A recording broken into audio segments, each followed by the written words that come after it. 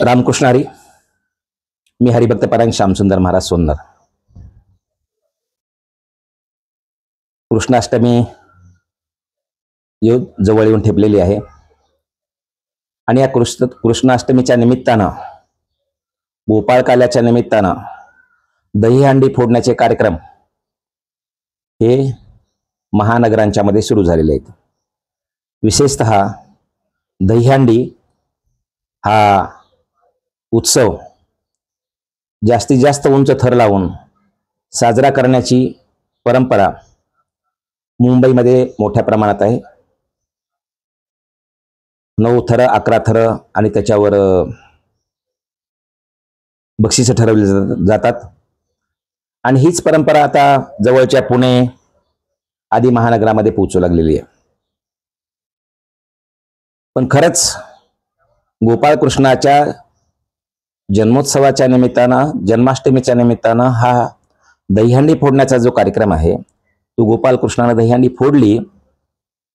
पण त्या गोपाळ कृष्णाने नेमके किती थर लावले होते आणि ते थर लावत असताना गोपाळांचा नेता असणारा गोपाळ कृष्ण बाजूला बसला होता का स्वतः थरावर चढला होता, आणि तो थरावर चढला असेल तर तो कितव्या थरावर होता, दंडी गोपाळ कृष्णाने लावलेली हंडी किती थराची होती याच्याबद्दल कोणी विचार केलाय का? आणि म्हणून धर्माच्या नावानं मांडलेला हा बाजार आणि त्याच्यातलं वास्तव काय आहे हे आपल्या समोर यावं म्हणून मी आज आपल्या समोर आलेलो आहे.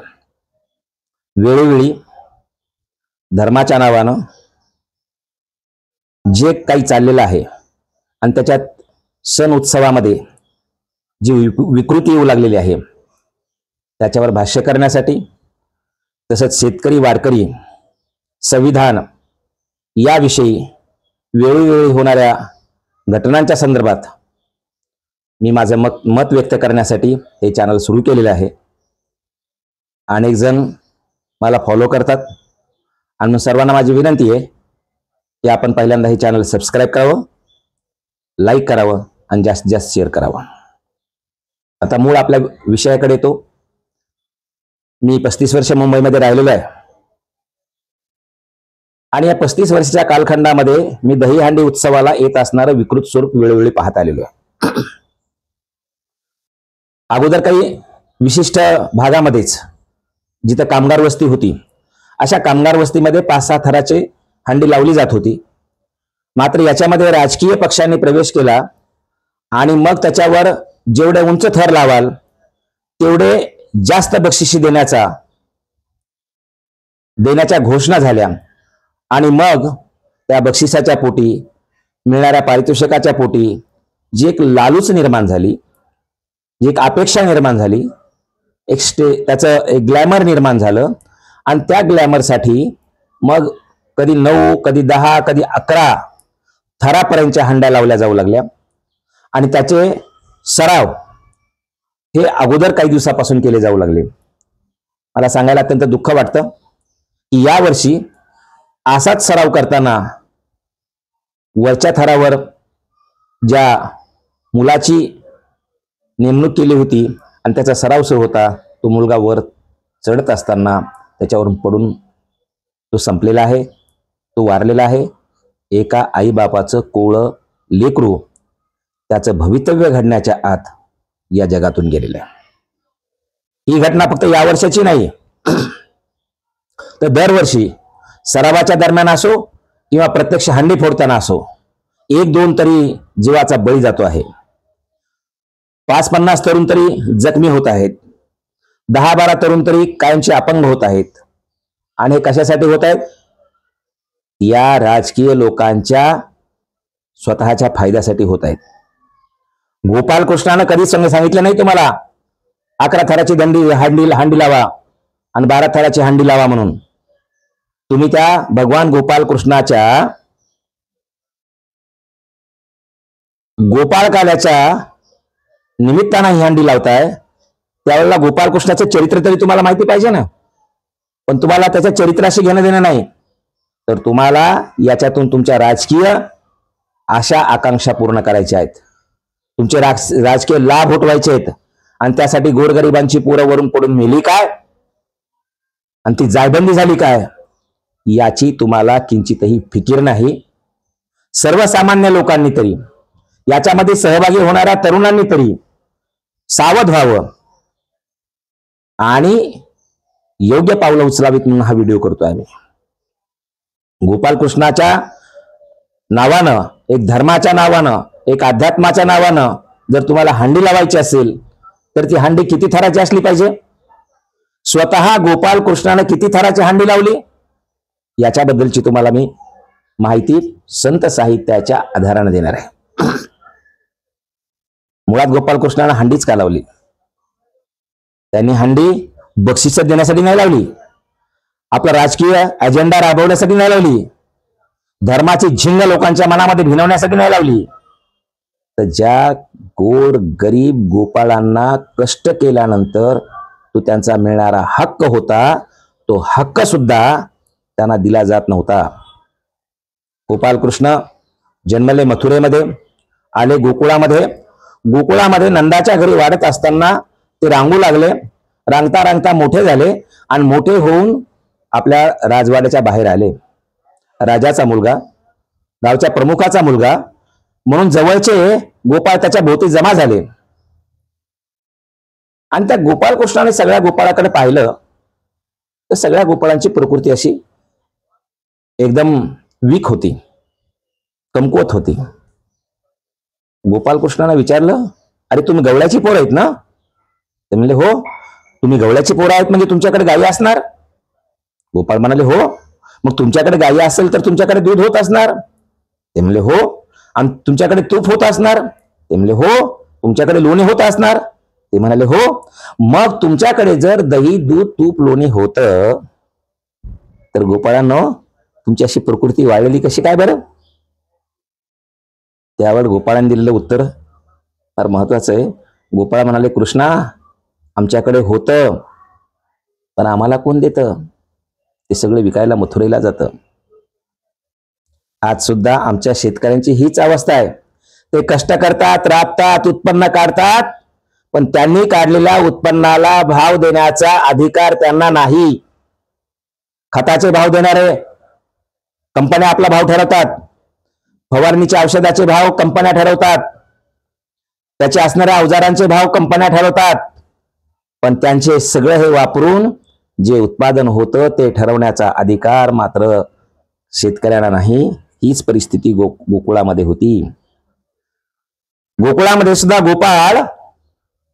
गोपाळकृष्णाने विचारलं, तुमच्याकडे गायी आहेत, दही होतं, दूध होतं, मग हे जी गायी जे आहेत, ज्या गायीपासून तुम्हाला दूध मिळतं, त्या गायी कोण सांभाळतं? गोपाळ म्हणले, आम्ही सांभाळतो. वासरं कोण सांभाळतं? म्हणले, आम्ही सांभाळतो. त्या गायीचं शेण कोण काढतं? म्हणले, आम्ही काढतो. दूध कोण काढतं? म्हणले, आम्ही काढतो.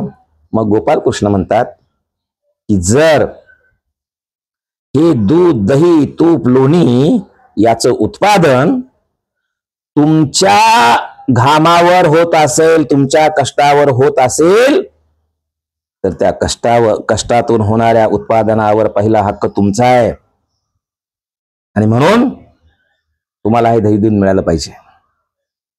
मग गोपाळ म्हणाले, कृष्णा, हे आम्हाला कळत नाही का? पण आमचा हक्क आम्हाला मिळत नाही ना. आणि मग गोपालकृष्ण म्हणतात की तुम्हाला हक्क तुमचा मिळत नसेल तर तो मिळवून देतो. त्यासाठी तुम्हाला फक्त काय करावं लागेल? माझ्या मागे यावं लागेल.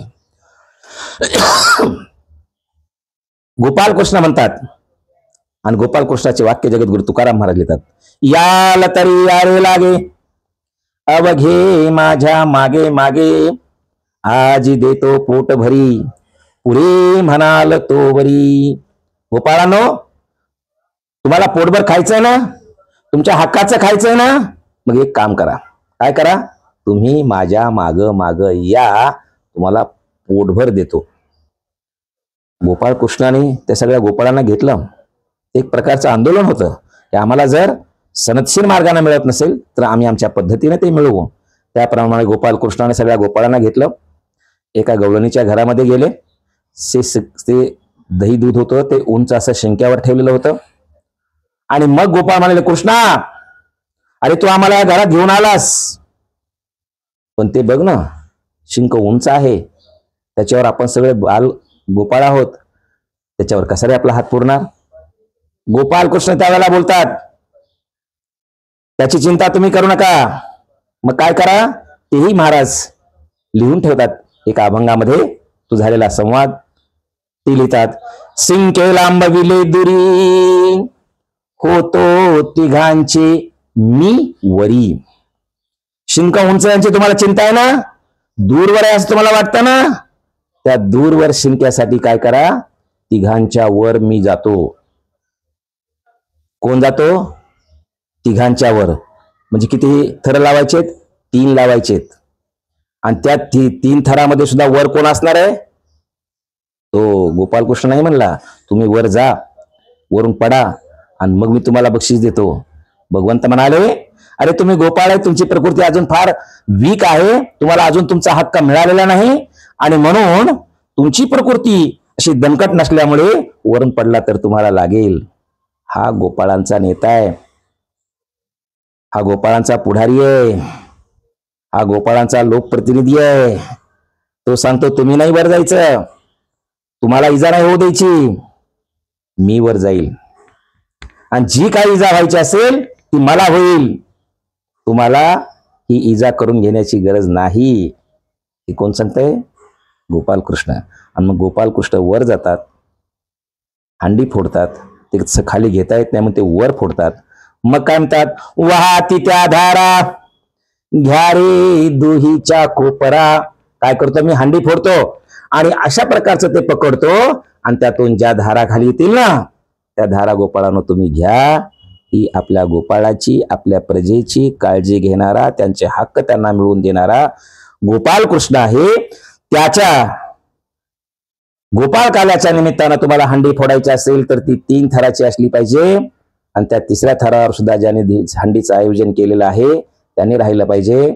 ज्या नेत्यांना अशा हंड्या लावायच्यात त्याने गोरगरिबांच्या लेकरांचा बळी घेण्यापेक्षा, त्याला अपंग अधू करण्यापेक्षा हा गोपालकृष्णाचा संदेश घ्यावा, आणि त्यांना 11, 12, 21 काय लावायचे असतील ते लावावं. शेवटच्या थरावर त्यांनी स्वतः जावं, आणि तर खरं त्यांना गोपालकृष्णाच्या हंडी लावण्याचा अधिकार आहे. म्हणून आपल्या सर्वांना विनंती करतो की हा विचार तुम्ही जास्तीत जास्त लोकांपर्यंत पोहोचवा आणि स्वतः त्या विचाराचं अंगीकार करा. रामकृष्ण हरी.